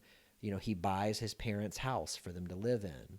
He, you know, begins to devote more and more time to Athlete, which is up in Philadelphia, which is, I don't know, an hour at least away from where they are in Scranton. I have zero idea. Yeah, but No it's a distance that's significant enough to where he has to stay there. He has to stay there when he goes there. Yeah. And it begins to create this tension, this distress between them. And I think that, you know, our first kind of reactionary feeling while watching this is, how could he be doing this to her? And then you realize as it goes forward a little bit that, you know, Pam in the relationship has really never said, this is what I want, this is how I feel, this is what I, you know, and you even, and I think, you know, having watched the series, you know, I don't know how many times now. I think I'd watched it like maybe 2 or 3 times before we got married, and since we've been married, I've lost count. But looking back and seeing, she was the same way with Roy up until, you know, Roy did something that she was just completely, like, I think it was when I think they were already broken up, but then when he tried to attack Jim, that was like the final, like, oh no, we're out. Like, I'm not into that. We're done. But even with Roy, she would never speak up and, hey, I'm not okay being engaged for 3 years. It's either we're getting married now or we're out. Like, she was just a go along to get along person. And then in the marriage, when, you know, Athlete and all this stuff started to happen, she remained a go along to get along person until she couldn't go along to get along anymore. And that's when all the distress surfaced. But she didn't do anything quote unquote wrong. But once again, this kind of stuff doesn't happen in a vacuum. Like Jim making these choices didn't happen in a vacuum. They created the relationship, but each of them was responsible for the choices that they made within it. So was Jim right in buying the house without talking to her? He wasn't right. No, he wasn't. Was he right for agreeing to jump on in with this company and to give, I think at one point, a $10,000 investment? Yeah. That's easier to say that was wrong than it was, but all of these things, what contributed to the environment was Pam never spoke up at these points and said, I need you to slow down because this is our family that we both have. It's not just yours that you get to make all these decisions with. That's my money too, that you've now promised, or even at that point, maybe just given to that company. Yeah. And I mean, not to, I don't know, not to make this into a thing, but also to make this into a thing. I think it is more, I don't know if I want to do this. I think I do want to do this.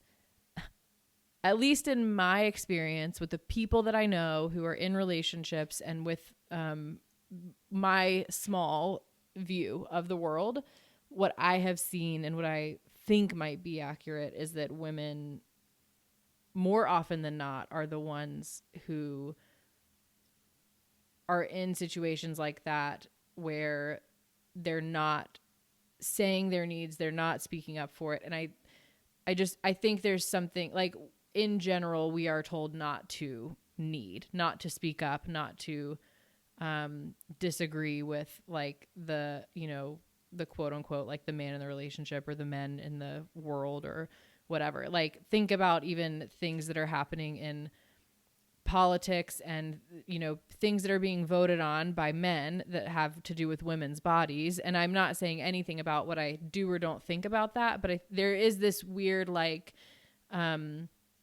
standard or norm that just historically that I think women get less of a say. And so I wonder how much of that is learned. And I think even like I can say from my own experience, like in social circles and friends and even like, but a past relationship, maybe. Yeah. Like modeled in past relationships and even on TV, I saw examples of women and wives and being a partner in a relationship and what that looked like for me identifying as a woman, and then getting into a healthy relationship where there was somebody who was safe and wanted my opinions. Like I had to learn. It was you. I had to learn though. I mean, I think you probably remember towards the beginning of our relationship, there were times where you had to really reaffirm like, oh no, I don't want this to be that I do this and then you go along. I want it to be that you and I decide together. Like I want to know what you want and then I'll say what I want and then we decide together what happens. And that was a little bit of a new, there were times where really how that came up was that I would not have spoken up.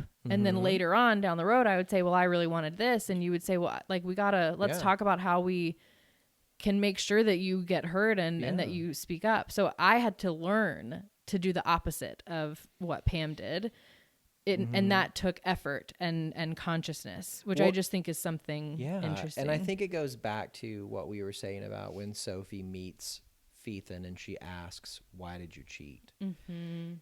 I think what you're saying is spot on, that women are, by the large, taught to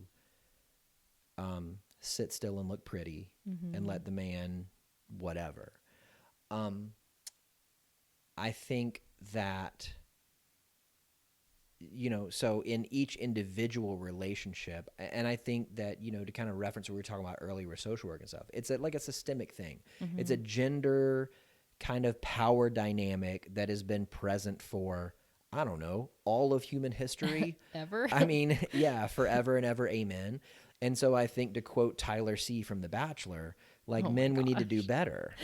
And I think that, like, in the case of Ethan and Sophie and Jim and Pam, if a man is not being intentional to do his part in creating in the relationship a space where a woman can bring her whole self And actually, I want to be really like, I want to notice and be intentional about the gender pronouns that I'm using right now. So let me like switch it up and say partner with partner, because I don't want this to just apply to a traditional like relationship. So no matter what your gender identity is or your sexuality, I would say that if you choose to be a partner with somebody in a romantic relationship, I think it's both people's responsibility to create in the relationship an environment where it's okay for either partner to bring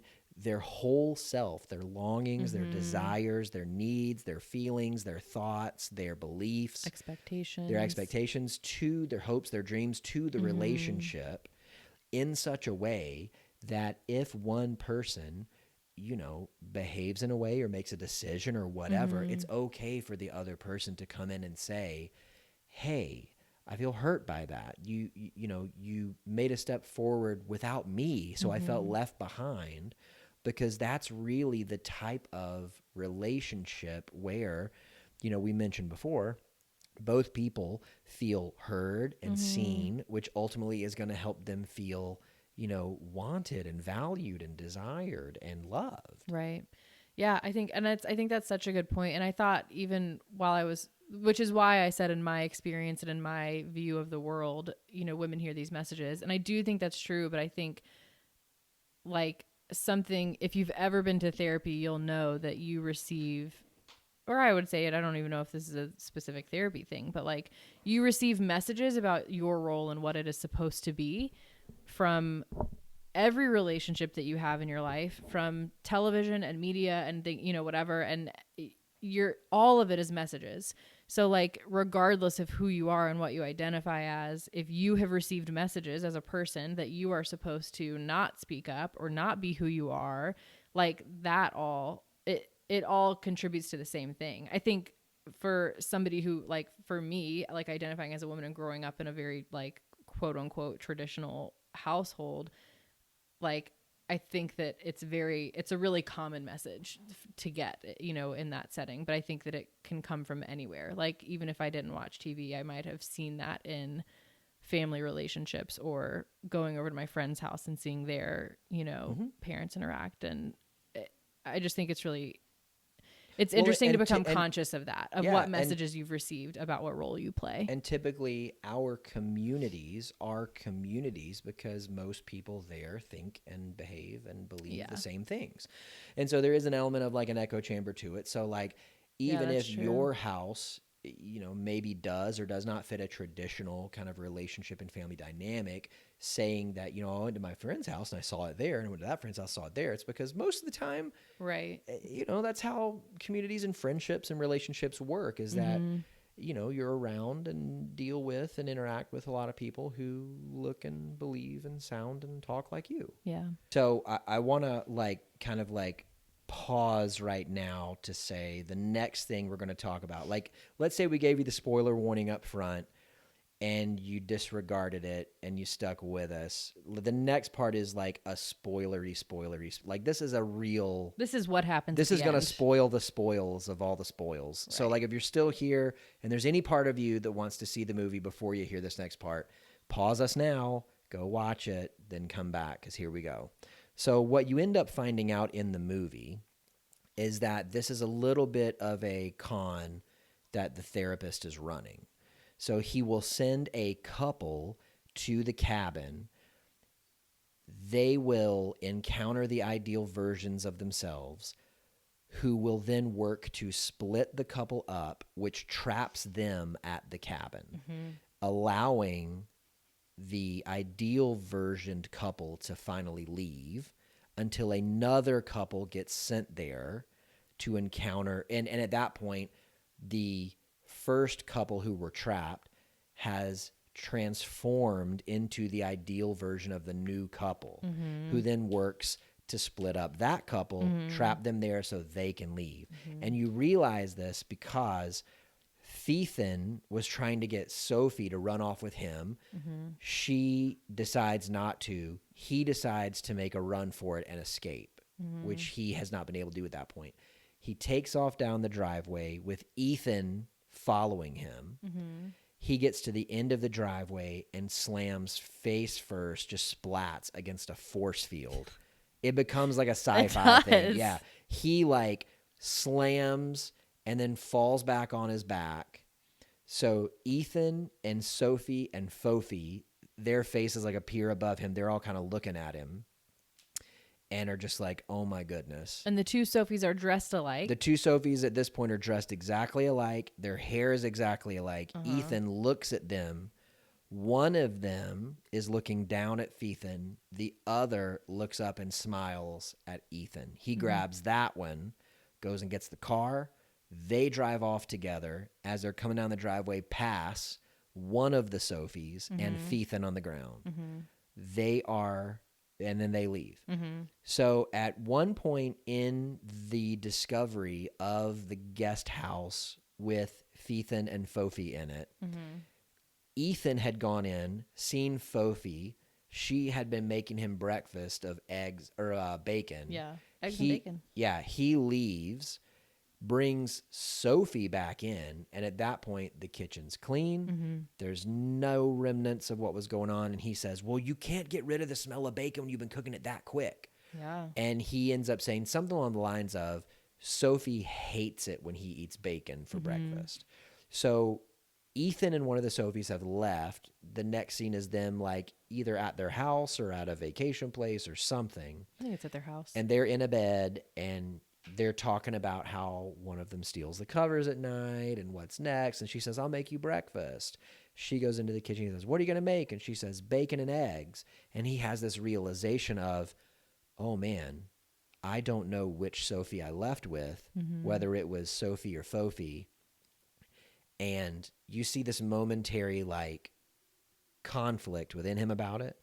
But then he just decides to get up and go in with her. So I don't know if it's, and we were talking about it afterwards, we don't know if it's he realizes he got the wrong one and then he chooses to accept it, or if it's that Sophie grew from the process and is okay with him eating bacon and eggs now.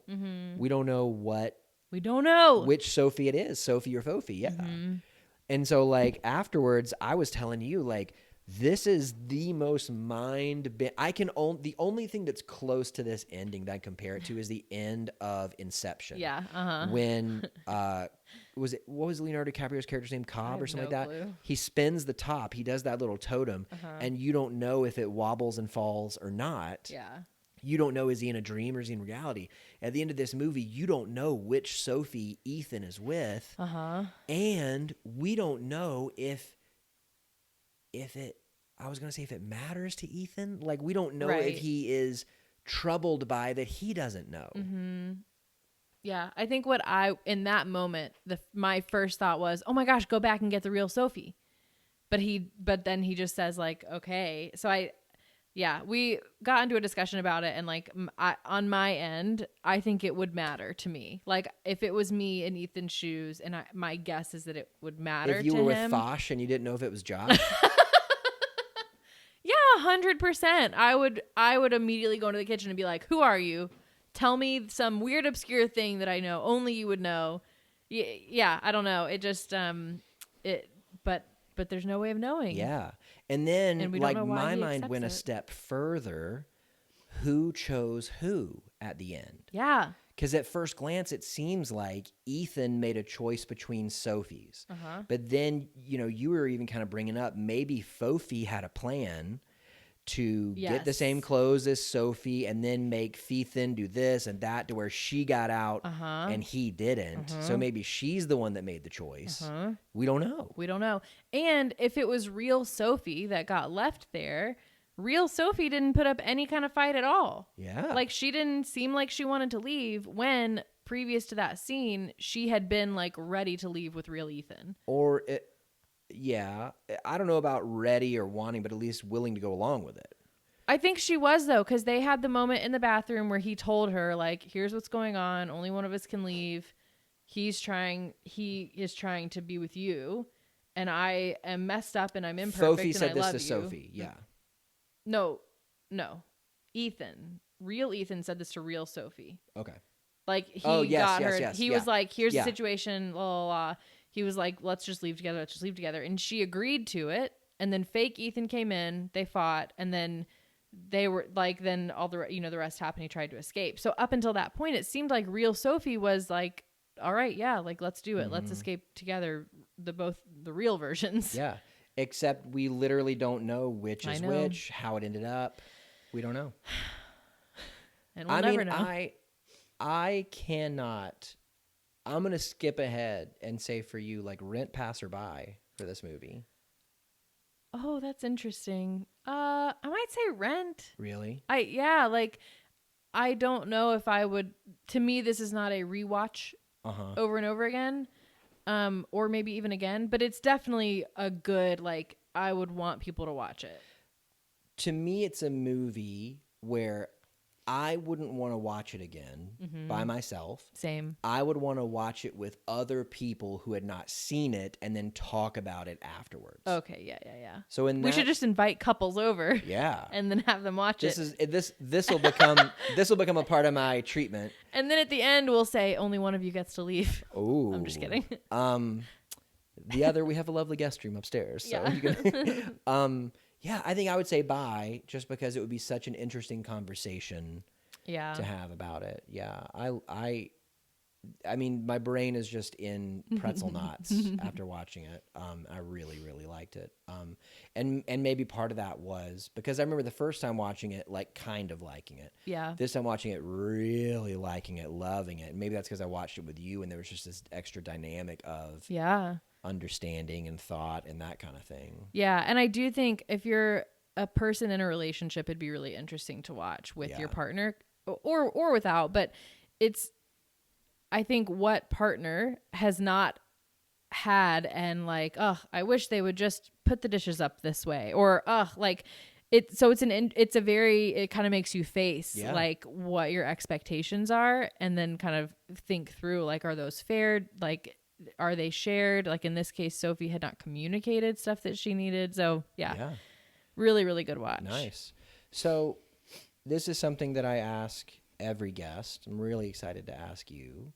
Tell me something that your clients or the people that you've worked with have taught you. Ugh, this is such like a subject change for me. Oh boy. I mean,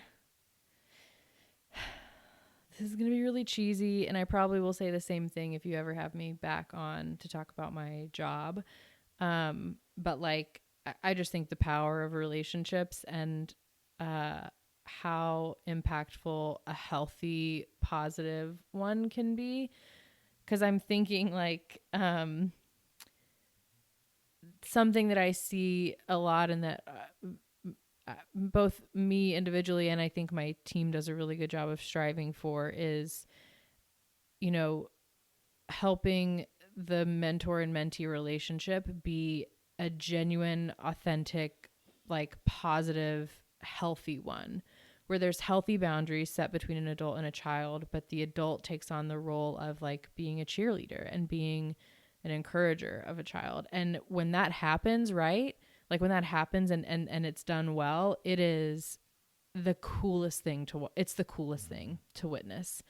I think people who become mentors in my agency and in my program don't realize the effect that it's going to have on them and like the power of just having a really good, fun relationship with a child who's resilient and has their own world inside of them. And the mentor gets to have the role of like, let me help you figure out what's in you. Like, let's bring it out, So I think just the power that it can have for someone to just have one single person in their life that is that's just there for them. Yeah. So this being Love Month, I thought it was a good kind of like page turn to introduce a new question into the typically 4-question format that we have on the show. And I think it's especially appropriate that introducing this new question is with you, considering the main reason why you stepped away from the podcast was to say yes to yourself, to enact some things in your own life to take better care of yourself. But from here on out, we're going to ask this too. So tell me something that you do to take care of yourself. I'll tell you a recent fun thing that I've been doing, which because we're married, but for the rest of you, I have decided to one time a month bake something, either from the Great British Baking Show or something that's just a different thing that I have never and probably would never bake if it weren't for this. I chose once a month because that feels realistic to me. Like it feels like a thing that is not, I'm not putting pressure on myself to do something. Adding extra responsibilities. Yeah. But baking for me is something that like you have to concentrate on what you're doing just enough to keep track of the ingredients that you're putting in. So I'm not able to let my mind dwell on like work or just other things. And it's something that really, besides the end product being something that we can both have, the process of it is just for me. Like it's just me doing a thing that takes my mind off stuff just enough, but that I can still I have to be present in that moment. It's something that helps you practice being in the here and now. Yeah. And it's also fun, and I get to sort of have some creativity, and just enough for me, because too much creativity is stressful for me. If it's like, do whatever you want, then I'll have no idea what to do. But yeah, it's been really fun, and it's just a new thing that I'm doing to take care of myself. So you're doing something that's just for you, that you enjoy, that ultimately is helping Leigh-Ann become more Leigh-Ann. Mm-hmm. Yeah. That sounds like a lot of great self-care, a lot of great healthy self-care. And in the end, potentially I get cake, which fulfills so much of my hopes and dreams. It's a win-win. One of the frustrations that you had, I think it was when we were dating, was that you were trying to ask me what my favorite kind of cake was. And I just said more. And you were like, no, I need a type of cake. And I'm like, yes. Still won't give me a type. I want more cake. It doesn't matter the type. I like cake. I just want more. Mm-hmm. Well, very cool. So traditionally, the last question is, let's say that somebody was listening to this episode. They felt like they could connect with you and they wanted to come see you as a client. How could they do that? Mm-hmm. However, being in the type of job that you have, you don't really see clients. You don't really take clients in the traditional way. Correct. So we'll just kind of make it an open plug zone. What would you like to tell the people to engage with, or maybe even just some final thoughts? I don't think any really final thoughts. This has been really fun. I would love to come back and talk about whatever, but talking about relationships was really fun with the person that I'm in a relationship with. And I mean, I don't know. Since I don't have anything to really engage with like professionally, I think if anybody does want to talk to me or be friends with me or anything like that, they could just probably email you, or do the things that you always say, like email Therapist Theater or follow or do the things. Yeah. Very cool. Leigh-Ann, thank you so much for being my guest. You're welcome. In the theater. It has just been the best thing that's ever happened to me. Oh, wow. More so than us getting married? Well, this couldn't have happened without that, so no. Yeah, but okay, cool.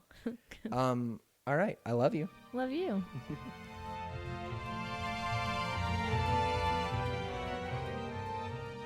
Hey, everybody. I just got done with listening to, editing, taking notes on the episode like I do every week.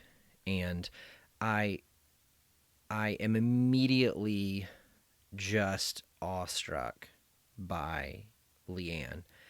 I think as a social worker, as a woman, as a professional, as a wife, just A++, 100% plus extra credit in every area.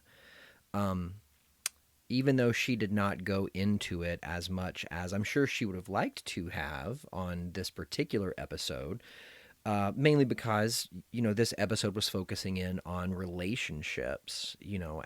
I get to be at the house every day when she gets home from work and hear about the strides that she is taking in her job, in helping those that she serves, in leading those that she leads. And I hope that one day we get to dive into that stuff a little more on an episode, because she's just, I just have so much. I mean, obviously, I love her, but I just have so much respect and admiration for her, because she, for somebody who professionally has been at it for a little over 3 years, just is so good. I know that every one of you knows that I could spend just forever talking about her. She's my wife. I love her, you know? So I'll move on to the rest of the wrap up. I wanted to add in just a few things from the episode. And the first is, because February is Love Month, I wanted to talk about, I know I've said it on the podcast before, but in my worldview, and this is something I tell all of my clients, I think there's 3 types of relationships. There's the intrapersonal relationship, and that's the relationship that a person has with themselves. So, Leigh-Ann spoke a little bit about self-care. Intra is everything from, do I know my story? Have I engaged in my inner workings enough to where I know my own motivations? I know the reasons why I do things. I know the hurts that I have from the past. I know the parts of me that require reflection to actually learn. The intra is the relationship you have with yourself. Then there's the interpersonal. The interpersonal is the relationships that you have with other people. And then even within, that category, there's many different categories. There's the relationships you have with your family, the relationships that you have with your friends, the relationships that you have with your coworkers and colleagues, the relationships that you have with your spouse, with your children. All of these are different types of relationships. You interact with all of these people in ways that are different than the last group of people. And then finally, I think the last category of relationship is the relationship you have with your higher power. Now, several episodes back, when I had the great chance of talking with Andrew Chapman, he mentioned in the 12-step world that he would like to see the, focus move a little bit more away from, I think he called it kind of remnants of traditional Christianity. Higher power is a word choice. It's a language that's used in 12 steps, and it's why I'm using it here. The point behind it is, some people will substitute the term spirituality there. Some people will substitute the term God. The point behind it is that it's not just that you need a relationship with something bigger than you. It's that you already have a relationship with something bigger than you. And the purpose behind that relationship is to make sure that your world is larger than the 6 feet of personal space around you at all times. And so this is traditionally the area of a person's life where spirituality or some higher purpose would fit in. So you've got the 3 types. You've got the intrapersonal, the interpersonal, and the higher power. And being that it's Love Month, I want to leave you guys with a challenge this week. I want to leave you guys with a challenge in this episode, and that is, during the month of February, how can you make little investments in each of these areas of relationship? How can you make baby steps in increasing your closeness in each of these areas? Intra, your relationship with yourself; inter, your relationship with the people around you; and higher power. Next thing is that I need your help. That's right. I need your help. I have got something that I am working on that I think is just going to be big. And it is going to be released at the beginning of the month of March.